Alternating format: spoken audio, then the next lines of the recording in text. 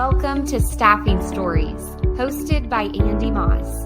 Andy has been in the staffing industry for over 25 years, first as a recruiter, then eventually an account manager and business owner. This is the podcast where we sit down with fellow staffing owners to get the real stories of the successes, the failures, and the lessons learned along the way.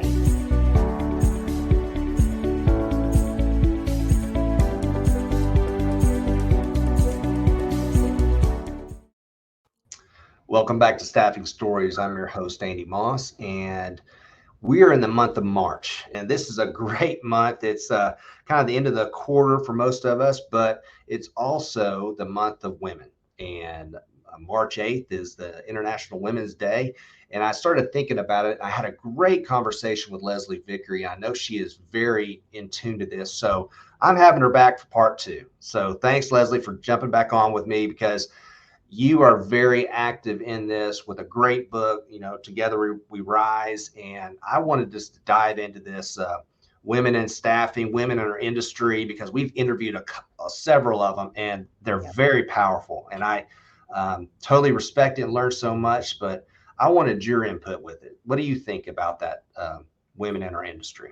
Sure. Well, thank you, Andy, for having me as a guest a second time and really shining the light on Women's History Month and International Women's Day, which is on March 8th. And I would say, as I reflect back on my experience in the industry, if you think about, I've been in the industry since 98, so quite a few years.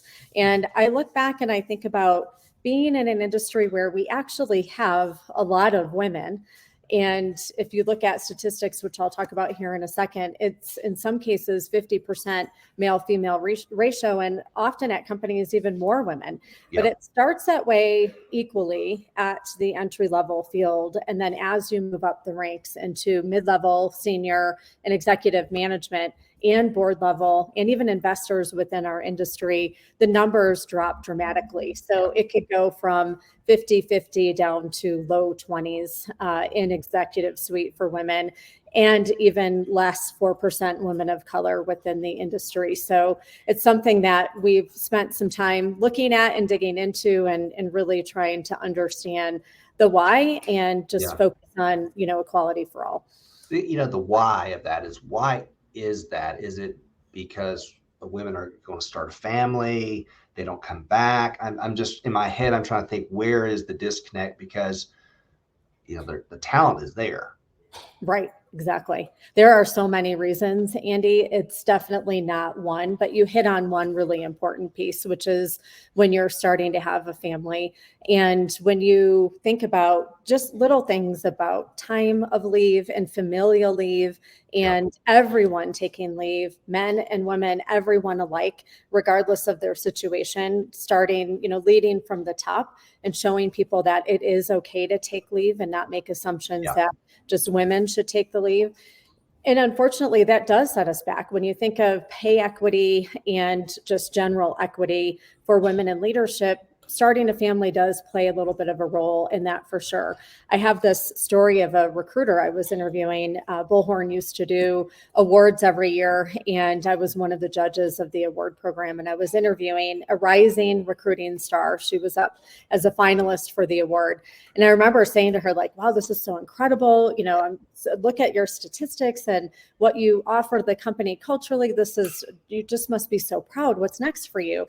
And her response was, well, now, mind you, Andy, she was single at the time, single. She said, well, eventually I'd like to get married and have a family. There's no way I can do that within this industry. Yeah. So I'm going to have to go into, maybe training, learning, and development. And I just paused for a minute and I said, this is the articles you read about. This is why women drop out before they even are in. They're dropping out. And here, this is a rising star. So as you know, I host an executive women and recruitment podcast called The Edge. And I said, please just allow me to share some stories with you of other women who have been able to have a career and have a family. We've been doing this for generations. But unfortunately, if you're in a company where that's not what you see, then you don't believe it can happen. Yeah. And by shining the light on these women, you see it can happen. And she just was over the moon. Like, I've got to share this with my friends. I need to show it to other people. But think about it. That's the reputation of what, if you don't see it, you don't believe you can be it. And if you think it's so metrics driven and so hard and tough, you think there's no way I can make that happen. We also have to have an adaptive process, because, you know, if someone decides to step away to have a child, can you still adapt what they were doing to, you know, okay, little Tommy or Susie is taking a nap, I can recruit. Moms are probably the most hardworking individual because they have to balance everything. And so Right. I know with us here, you know, we don't start work until 8:45 because a lot of people are dropping off kids and stuff. Right. You know, we have a lot of working moms, and I love it because they're hardworking. They understand how to prioritize. But Sure. as an owner, we need to recognize we don't want to alienate that talent to think, okay, it's this or this. Well, why can't it be somewhere in the middle? Right. And be open to having those discussions, and don't be closed off. Well, they're not hitting these numbers or whatever. It's like, look, yeah, I'm going to hit it. It's just, we're going to look a little different. Right. Yeah. And I mean, again, like I said, there's many reasons. There's many women. I didn't have Grayson, our son, who's now 6, until I was 43. So for me, that piece didn't really impact the familial part of it. Yeah. Didn't impact me with my career. However, a lot of women, there's a great book called How Women Rise, and there are several characteristics in it that talk about what hold women back. And certainly I fell into the category of several of those. And one of which is just imposter syndrome and confidence and feeling like you can go for it or not. And Yeah. I'm telling you, just, and you know as well, I started a women in technology company called ARA. We have around 6,000 people who have been part of that program. And it's to attract, retain, and advance women in tech.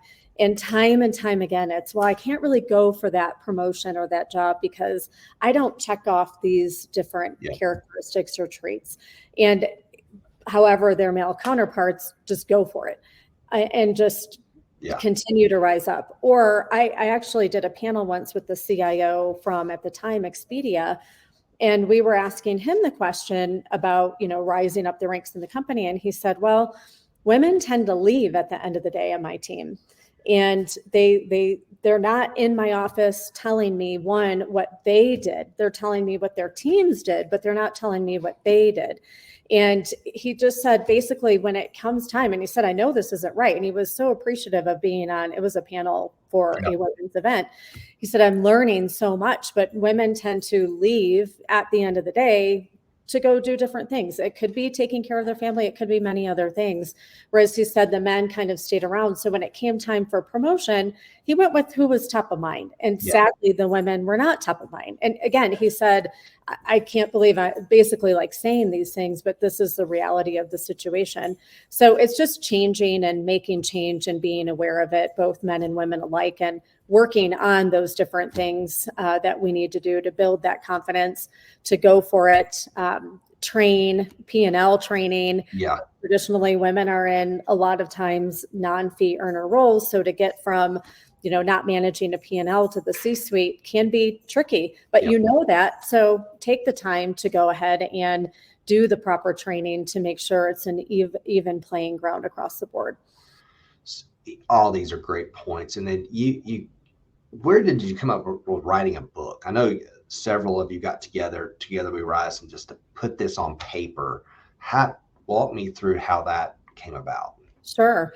Well, first of all, thank you. Together We Rise. I have a copy right here, of course. I feel like this is my third hand. I have it with me all the time, just to remind myself and keep this top of mind. I mean, originally it was actually, we were going to Executive Forum in March of 2020, and I had set up a dinner to celebrate Joyce Russell, who you know well from Adecco Group. Now she's the president of the U.S. Foundation for the U.S. And she, at the time, had published a book, Cherry on Top, Life Lessons in Leadership and Life. And she She's just such an incredible leader and role model and mentor for me as well. And I thought we need to celebrate her. So I had put together a group of 15 of us total.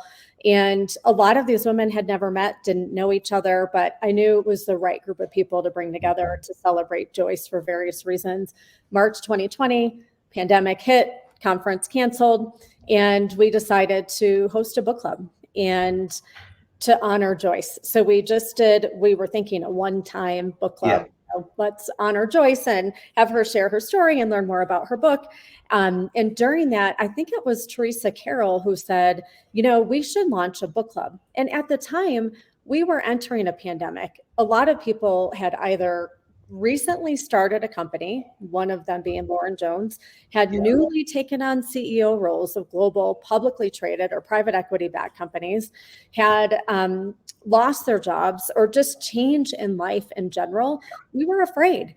And we didn't know what was going to happen. And while we had been through downturns, no one had been through a pandemic. Yeah. So we really came together each month, and it started with bringing in authors. And interestingly, authors who traditionally probably we couldn't have had, but now that everything was on Zoom and they also were impacted by not speaking at conferences, they were more than willing to speak to, our group. From there, we actually cooked together. We had a chef come in and teach us how to make lasagna. We did workouts together. We really turned into, working peers, into friends and partners. The support. And we did business together. I mean, that was the other thing. A lot of times you talk about men doing business on the golf course. We were doing business over Zoom. We were building these contacts and connections and friendships and really being there for one another. And about a little bit of time into it, an author came and said, and she heard all of our stories, how we were doing business together, what we were doing to support one another. And she said, you all should write a book about this.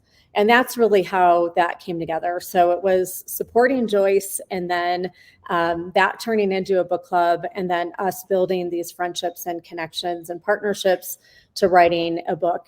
Ultimately, if you think about it, the book in Women Supporting Women, a lot of us did not have in our careers women who supported us.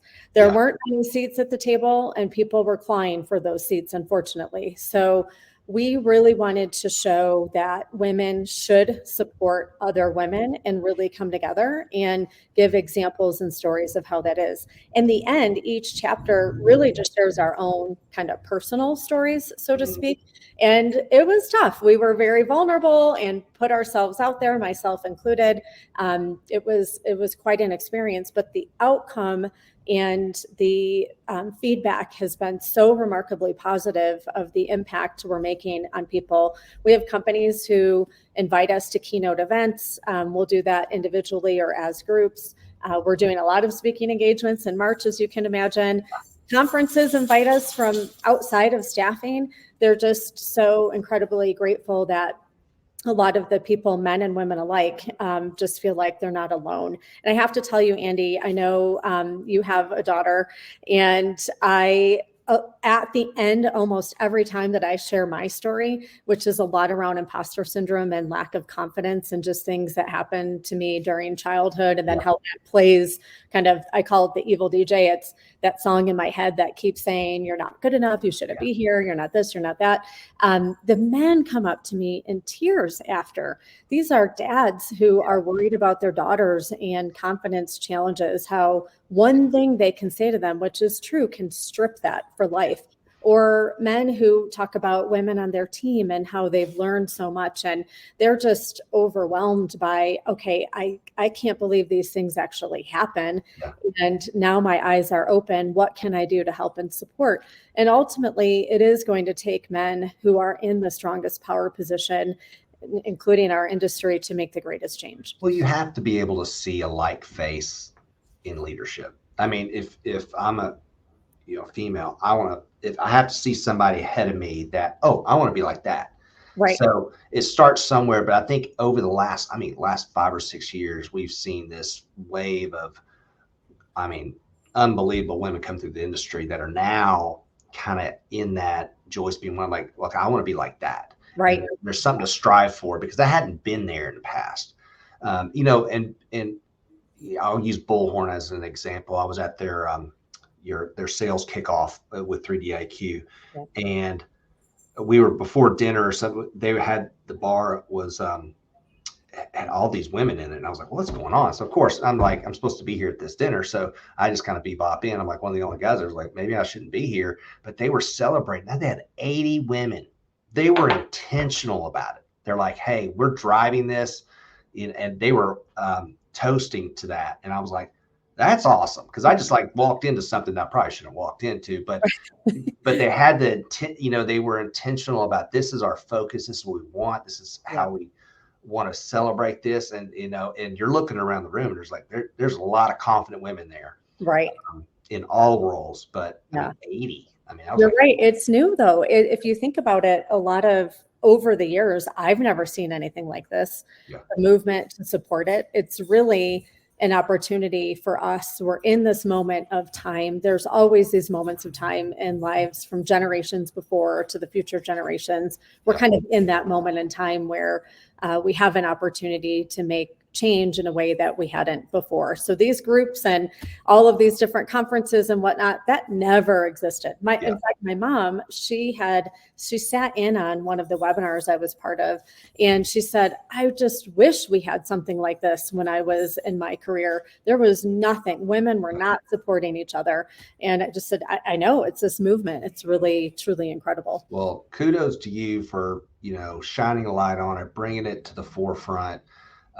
Confidence of putting yourself out there a little bit. So great conversation. I love this, and happy March, and maybe we'll have a round 3 somewhere down the future. Thank you. Do you mind if I mention a couple things? Absolutely. Oh, Andy, listen, our industry, I have to tell you, for the first time ever in the history of our industry, all of the associations have come together to support grounding ourselves in data as it relates to women in leadership and DE&I in general. So ASA, SIA, TechServe, and the Women's Business Collaborative coming together and really working on putting together data to help us track year over year to see if we are making progress. I don't know if you've ever heard this statistic. I do talk about it a lot. It's from the Women's Business or the World Economic Forum. It is going to take, and this is crazy to me to think about how many years, but over 132 years for us to reach equality. It's over 200 and plus years for economic equity. When you think of equality for men and women to be paid equally, over 200 years. And I started breaking that down in generations, and it really upset me to think my son and his grandchildren, great-grandchildren, great-great-grandchildren, would they ever see equality? So there's a lot of things people are doing to say, we're not going to sit back and wait for these statistics or for another Me Too movement or different things to happen within the world. We're not going to sit back and do that. So I just want to share that I'm really proud of our industry for coming together and doing different things. TechServe hosts an annual women's luncheon that we've been a part of every year for over 16 years at their conference. And then they now do roundtables for women. This is new in the last couple of years. ASA launched their Women in Leadership Council and Thrive, which I'm sure you've heard of. We have the next virtual event, April 27th. I highly encourage you to join. It's an event for women, but we've got so many men who are starting to come and be part of the conversation as allies.